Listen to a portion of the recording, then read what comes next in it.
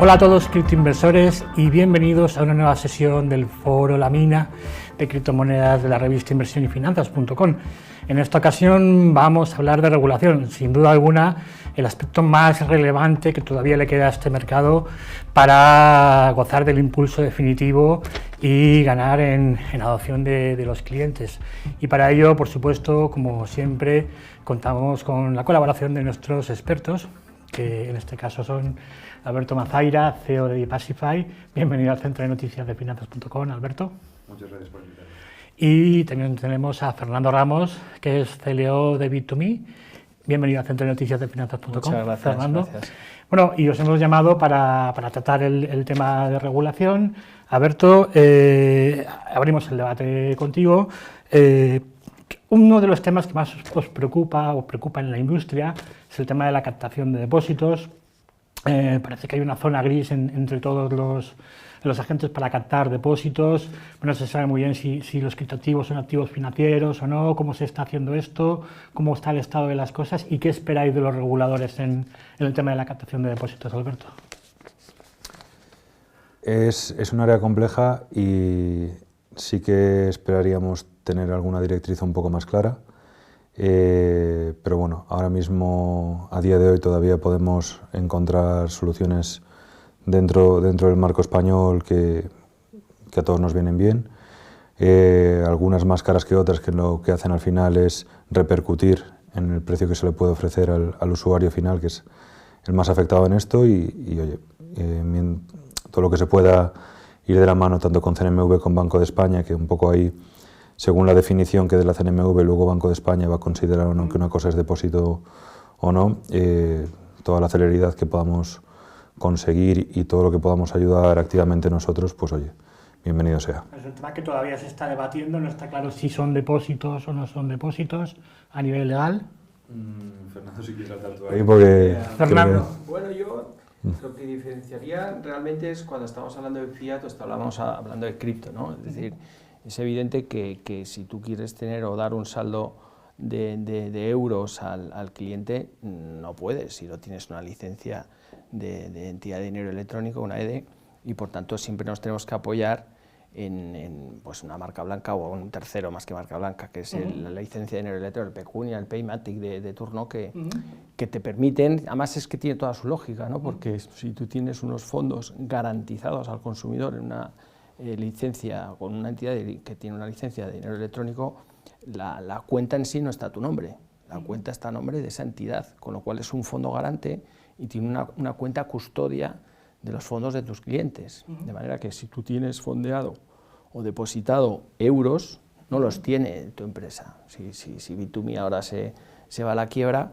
todos los fondos de nuestros clientes en euros estarían garantizados en esas cuentas de depósito que nos suministra una licencia, o sea, una entidad de dinero electrónico que a su vez tiene una entidad financiera donde están depositados los fondos, con lo cual esos son los garantes a la hora de garantizar. Sin embargo, la custodia de criptomonedas quizás es la que todavía no está regulada en ese sentido, y lo complicado de este mundo es encontrar entidades aseguradoras que te garanticen esa custodia. Nosotros tenemos distintos acuerdos con terceros que nos garantizan esa custodia de las criptomonedas para ofrecer ciertas garantías a nuestros clientes, que sus criptos están a buen recaudo.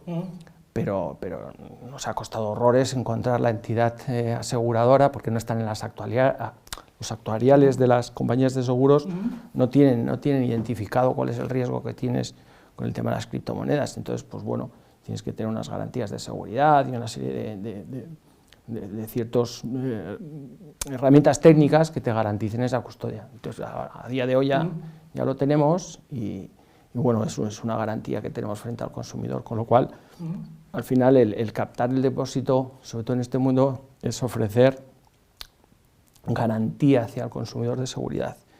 Perfecto. Alberto, ha puesto Fernando sobre la mesa el tema de la seguridad de los fondos, otra cuestión que preocupa a la industria prácticamente. No hay entidades aseguradoras que un poco quieran hacerse cargo.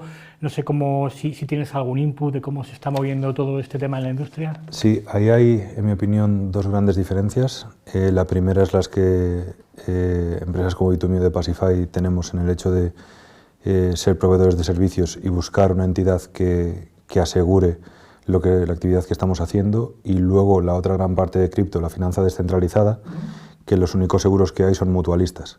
Entonces esos seguros mutualistas, para un usuario que viene de fuera, puede vernos a nosotros y ver eso y pensar que es lo mismo, pero como las mutuas no han tenido que pagar nunca nada todavía, el nivel de seguridad es completamente distinto. Entonces, uno de los trabajos que tenemos que hacer de manera activa es poder educar de manera muy clara cuáles son las grandes diferencias desde el punto de vista de seguridad para el usuario que hay entre empresas proveedoras de servicios y finanzas descentralizadas mutualistas.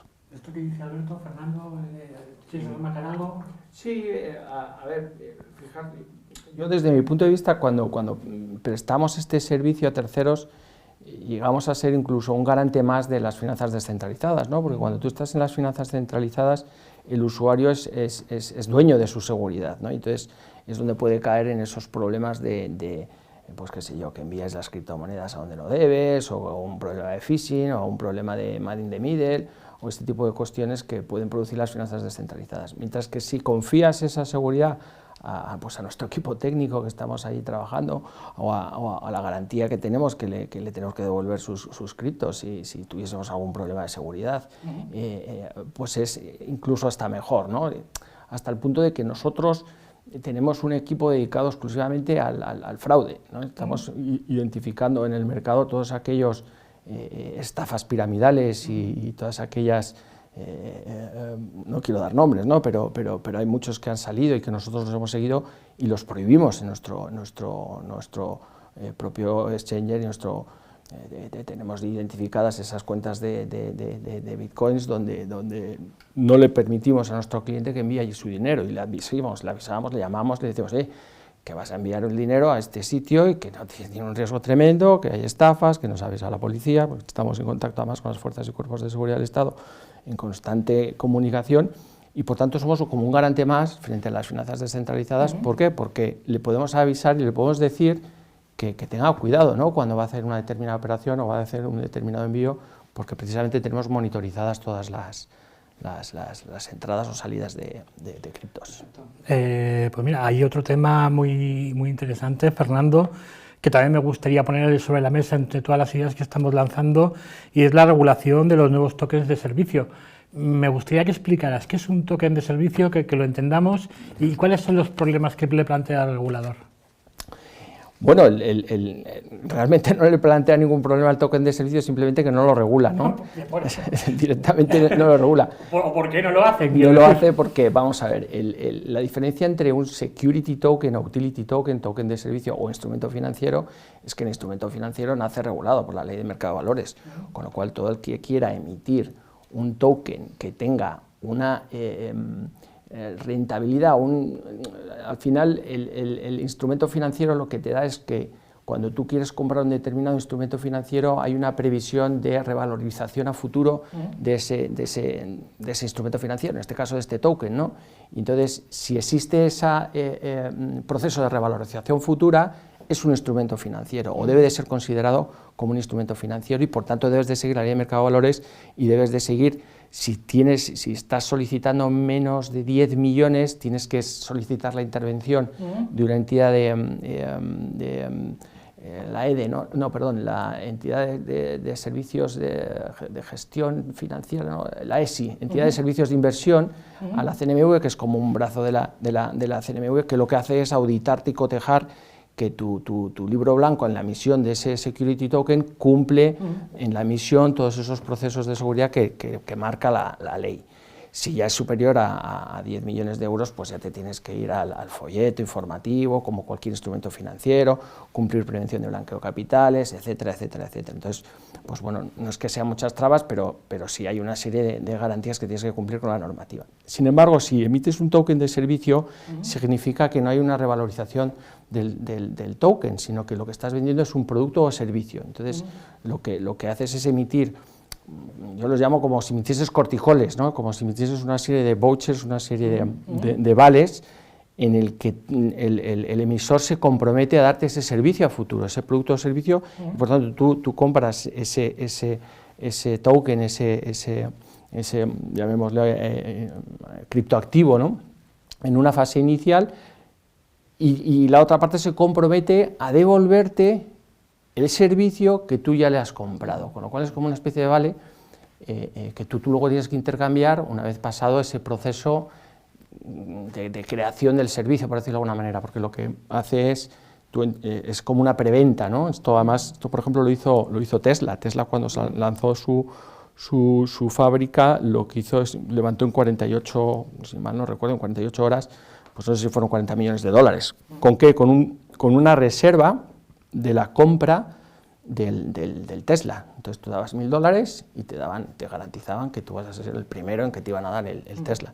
Y curiosamente todos estos derechos, ¿no?, de compra se intercambiaron, ¿no?, entre los usuarios, que un poco es como la antesala a lo que está ocurriendo, ¿no? Entonces, la emisión de ese utility o token de servicio lo que significa es esto, ¿no? Es decir, que tú emites un servicio o producto por el cual vas a recibir luego el producto o servicio, ¿vale? Entonces, básicamente esa es la diferencia. Y es lo que se tiene que regular, digamos, que todavía no está hecho. Bueno, efectivamente el MiCA ya lo regula y lo que dice es que tiene que haber un white paper, luego se verá si se someterá a autorización o el regulador o cómo se va a desplegar, pero efectivamente lo que dicen es, oiga, informen bien de cuál es su intención, de cuántos va a emitir, cómo lo va a emitir y cuál va a ser el servicio que usted va a dar, y luego cumpla con su promesa de que si va a emitir estos servicios, luego preste sus servicios a quien le entregue el token o a quien se identifique con el token, ¿no? A ver, todo lo que ha comentado Fernando, ¿cuál es tu visión? ¿Cómo crees que se puede avanzar aquí? ¿Crees que se va a progresar, no? Me ha sorprendido que nunca lo hemos hablado, pero yo lo explico de manera muy similar. ¿Sí? Yo, para mí, en vez de corticoles, son los puntos de las sartenes del supermercado. Ah, ¿sí? Que es un cambio de infraestructura en el que simplemente, en vez de dar las pegatinas que pones, lo vas a hacer de manera digital. Entonces, en la parte que corresponde más a la regulación dentro de MiCA, es muy importante la taxonomía que se haga, porque si no se ahondan bien en los distintos casos de uso y en las distintas tipologías de esos productos o servicios que estás poniendo, puedes que caiga por defecto en bolsas mayores que crean incongruencias, que de repente haya que declarar plusvalías por esos puntos de la sartén. Entonces, se da una situación muy interesante que no se ha dado hasta ahora, en el caso que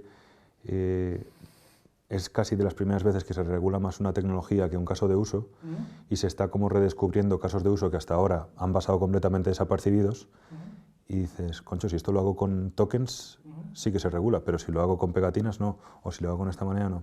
Entonces sí que abre la puerta a una nueva discusión de ver qué realmente tiene que estar regulado, cómo se hace y cuál es el mejor balance entre operativa y seguridad para el usuario final.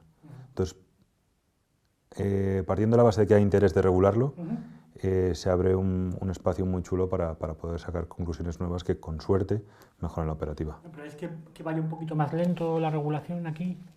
Hombre, desde los que estamos haciendo cosas, la regulación siempre va más lento de lo que nos gustaría, al contrario, desde el que regula se mueven mucho, es siempre ese tira y afloja que con buena fe esperemos que vaya de manera dinámica. Perfecto. Yo quizás esta sensación que tengo, corregidme si me equivoco, pero donde más se ha avanzado es en la prevención de blanqueo de capitales.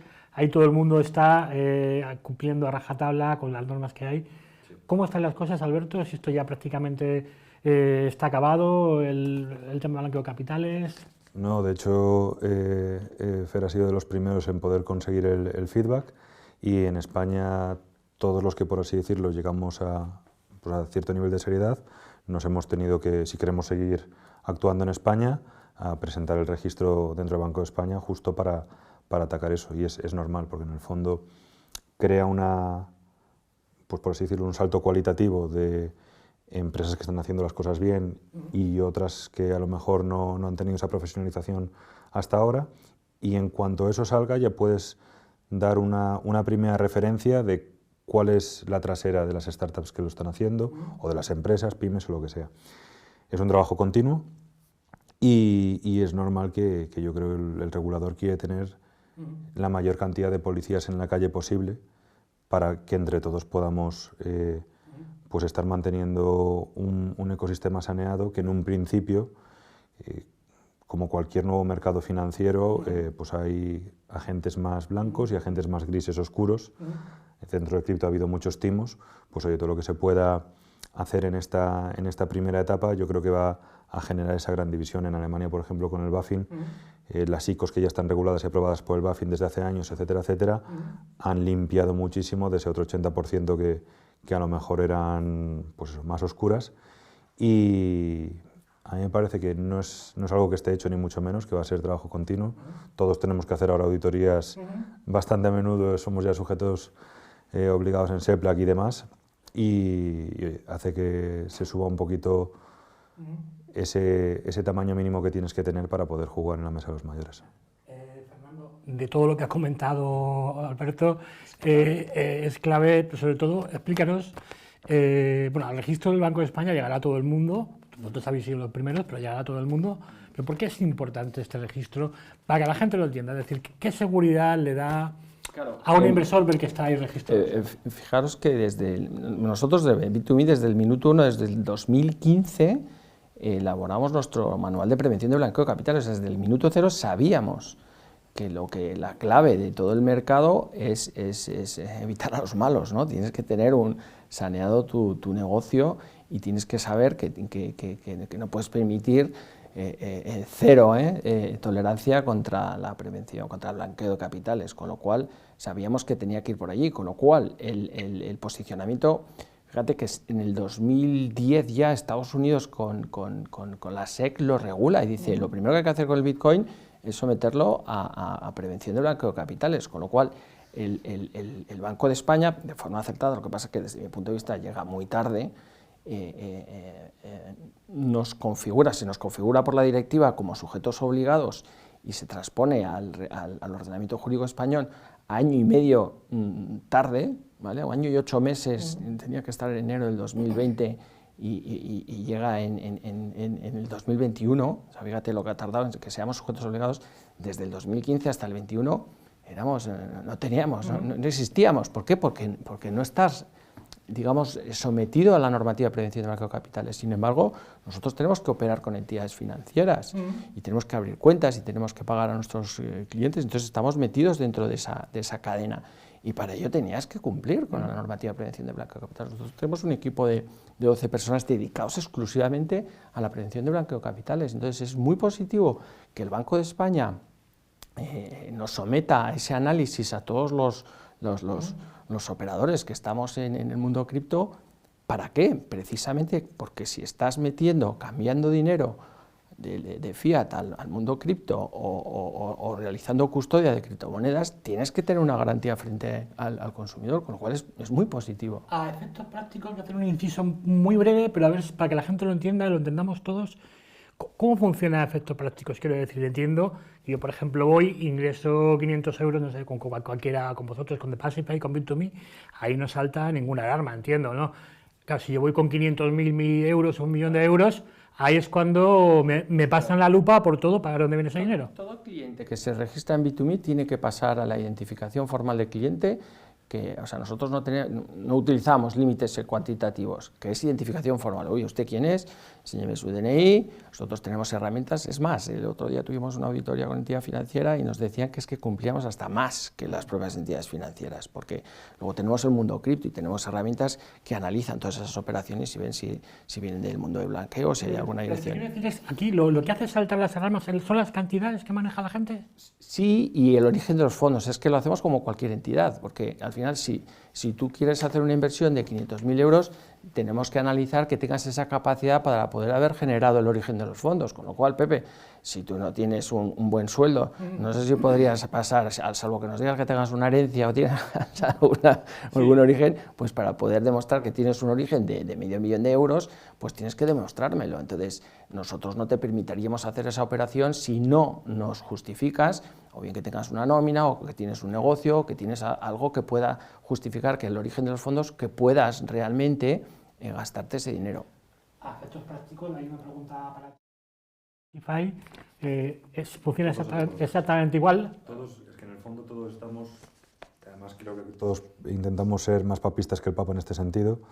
Tenemos KYC de identificación al más alto nivel. De hecho, uno de los proveedores que utilizamos nosotros también lo hemos utilizado cuando estábamos en bancos antes.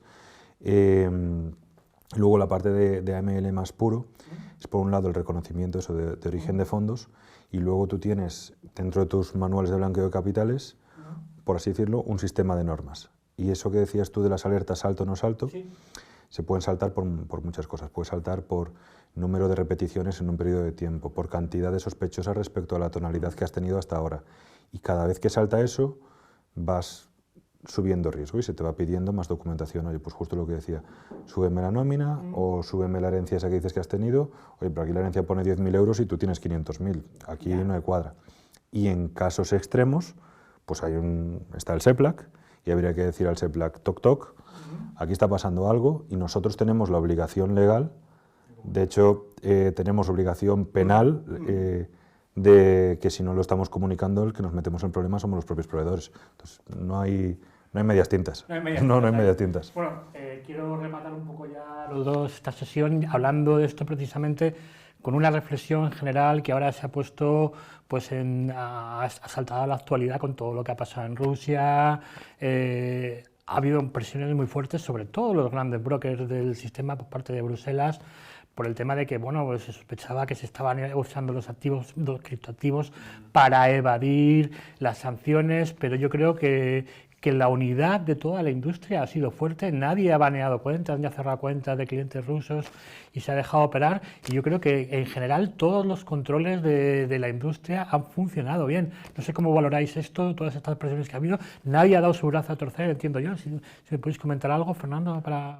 Sí, hombre, fíjate que la primera vez que se puede controlar el dinero es con el Bitcoin, porque todo queda trazado, todo queda registrado, con lo cual, si tú te vas a las criptomonedas, o en concreto al Bitcoin, nosotros hemos sido invitados por las fuerzas y cuerpos de seguridad en La Haya, y cuando hemos estado allí tenían unas herramientas para identificar quién ha hecho la transacción, cómo la ha hecho. Piensa que la base de datos del Bitcoin es libre, es gratuita, entonces las tienen súper estudiada y analizada para saber cuándo van las operaciones. Es más, muchísima delincuencia están sacándolas por las operaciones que están haciendo de las criptomonedas del Bitcoin. Sí es cierto que hay algunas otras criptomonedas como Monero o como otro tipo de criptomonedas que ya están encriptadas y que ahí ya... Yo me acuerdo que nos decían en La Haya, y digo, ya esto del Monero ya no sabemos cómo meternos, ¿no? Cuando se vaya. Entonces ahí sí que puede ser una criptomoneda que sea utilizada por la ciberdelincuencia. Entonces, que hayan utilizado Rusia para evadir, pues no lo sé, pero desde luego si lo han hecho con Bitcoin puede ser trazable o puede ser analizado y puede ser investigado para poder conocer si hay por ahí o no se está evadiendo capital, ¿no? Lo que te quería decir, que la respuesta de la industria en su conjunto ha sido buena, yo creo, sí, es lo que te quería decir. Sí. Y la última reflexión final, Alberto, te la dejo para ti, así ya estamos fuera de tiempo, pero muy brevemente, a ver si nos puedes explicar qué es MiCA, que se suele comparar con MiFID para los bancos, qué es MiCA y qué implica MiCA para las criptomonedas. Muy brevemente. Quería decir justo sobre eso, que sí. Yo en eso tengo una posición bastante, no fuerte, pero directa, con decir, el punto para luego el blanqueo y todo eso no está en cripto. Lo que ya estaba en cripto se tendría que haber regulado hasta el momento, pero toda la entrada nueva, donde está el problema es en la entrada de fiat. Si se controla la entrada de fiat, luego el proveedor no tiene, el proveedor si ya está haciendo sus medidas de AML, no tiene nada nuevo que hacer. Entonces no tenía que haber nada extra. ¿Te acuerdas que nos llegaban algunos papeles de, oye, mucho ojo? El ojo el mismo, ni más ni menos. El ojo ya estaba antes y no haber una salida nueva. Donde sí puede haber es en sitios más tradicionales que tienen unos sistemas a lo mejor no tan, por así decirlo, nuevos como los nuestros, y por ahí puede haber, por ineficiencias del propio sistema, salidas. Pero nosotros éramos casi los que estábamos mejor armados para que no pasase nada raro. Estupendo, Alberto, gracias por la actualización. Sí, la verdad se le compara bastante a MiFID. Hay ciertas cosas que se han ido, no digamos copiando, pero sí haciendo una transposición bastante literal de unas cosas a otras. Y sobre ello yo creo que lo único que hay que hacer es seguir trabajando, para mí, a lo mejor tú piensas distinto, pero para mí en la taxonomía de las cosas que se está estudiando, porque es un ecosistema que está creciendo de manera horizontal en tantas cosas, que cripto no es unos activos, es que es Forex, es Penny Stocks, es AWS, es firmas digitales. Entonces, una taxonomía tan grande dada por una tecnología Es como si intentamos hacer un Mica para programar en Python. Todo lo que se puede programar con Python es de locos. Pues lo mismo. Entonces, seguir trabajando en esa taxonomía va a requerir un poquito más esfuerzo que solo la transposición de MIFI si queremos que no estemos coartando la innovación. Fernando, sobre Mica tú pondrás el punto final. Sí, Mica es excelente, lo que pasa es que son los tiempos. O sea, estamos hablando de Mica. Bueno, no lo hemos dicho, es la regulación europea. Sí, la regulación europea, la regulación de los mercados de las criptomonedas, ¿no? Entonces, que podamos ya tener el criptoactivo regulado, pero claro, yo coincido contigo. El problema de Mica es que se tiene que poner de acuerdo, es un reglamento de aplicación directa y se tiene que poner de acuerdo toda Europa. Entonces va muy lento, entonces yo todavía le calculo 1 año o 2 años todavía para que haya una aprobación, más los desarrollos que sean necesarios para determinadas, porque luego tienes que aplicarlo dentro de cada país, entonces va a ser complicado, va a tardar. Entonces la explosión tecnológica que está existiendo en el mundo cripto es tan brutal que es que va a salir desregulado. O sea, se va a aprobar en Mica y probablemente ya se nos vayan las DeFi, se nos vayan en unos entornos DeFi donde no hay prevención de blanqueo de capitales, donde no hay absolutamente nada y son cosas que funcionan solas, las DAO, sistemas que funcionan solos.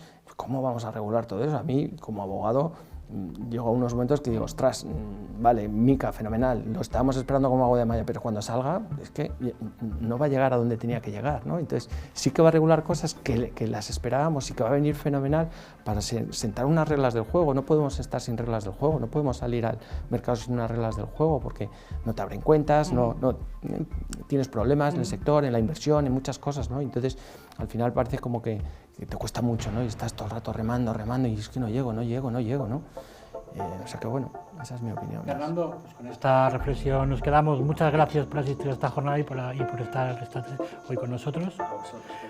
Alberto Mazaira, muchas gracias también por asistir a esta jornada y nos esperamos en la próxima ocasión.